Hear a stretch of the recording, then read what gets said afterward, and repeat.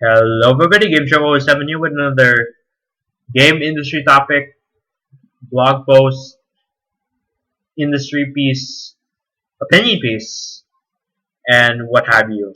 So, I wanted to try something. You might know that I'm taking game development in my college, and I'm not very good at programming or art. So, yeah. And I'm not doing very well in my subjects either, so I'm thinking of things to do in the future. And what am I good at? I'm good at writing. I'm good at speech. So why not make a game critique, an industry topic, industry coverage, industry topics, or a topics blog where I cover a games topic every week. That might sound interesting. So I don't know how this is gonna go. I might make games play over when I'm doing the commentary. I might do something else. So I have no idea how this is gonna work in the future. So just bear with me. So this is episode 1 of Gameshark 07 Game Theory, as you might know. So the first thing I wanted to cover is something very simple. I don't want to cover something that's too complicated. So I wanted to cover risk taking in game development and why it's important. So you might be saying that, oh, of course you should take risks, but I'm going to explain why the positive advantages to it and the negative disadvantages to it, as well as the dangers of taking risks and how it and what the success you can give by taking risks itself. So here we go. The first thing I want to say is that the games nowadays don't really take risks because it's very expensive to make a game. It costs a lot of money. It costs a lot of manpower. It costs a lot of resources to make a game. It takes a lot of time.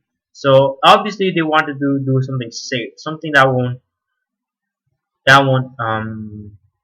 cost them too much if they make something bad. So the goal of most games is to make something iterative, meaning that they make something out of past successes. So you see games like Call of Duty making Call of Duty 4, 5, 6, 7, 8, blah blah blah, Assassin's Creed, Ubisoft Open World Syndrome, stuff like that. So where does risk taking come in? Actually, risk taking has history. You see back in the days of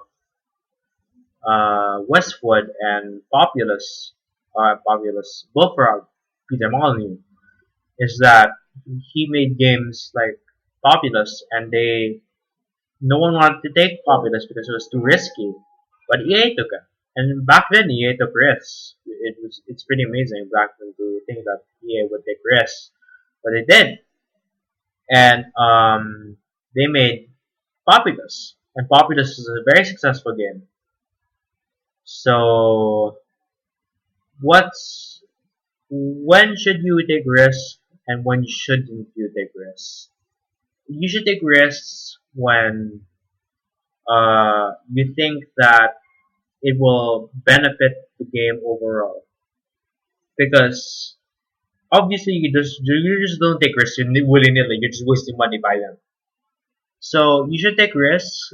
Like you should take a risky mechanic or risky concept when you think it will benefit the game and shape it around that mechanic to make it into something beautiful.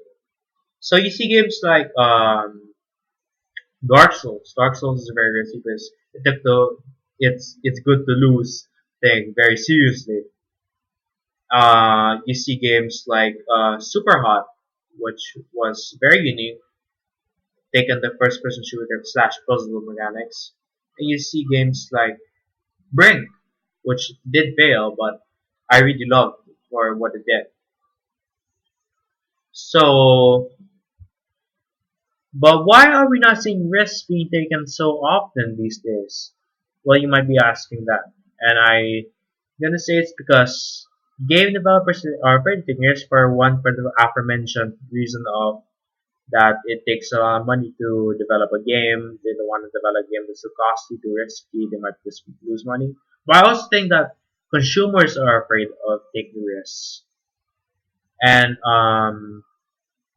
risks, because you see games like Call of Duty Advanced Warfare be making innovations and strides to advance the formula, but still not landing a successful player base to make a sequel.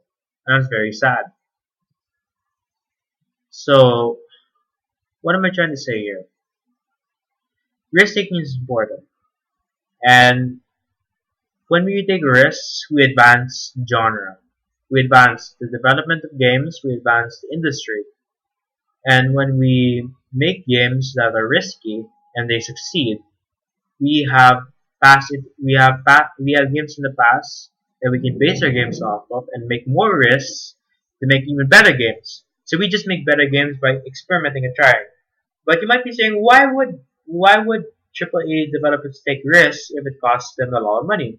Well, I think the answer would be the indie scene. You see the indie scene doing a lot of things like games like Braid, which took the time puzzle mechanics to a maximum level and doing all these crazy doohickeys with puzzles. I'm not really good at puzzles, but whatever.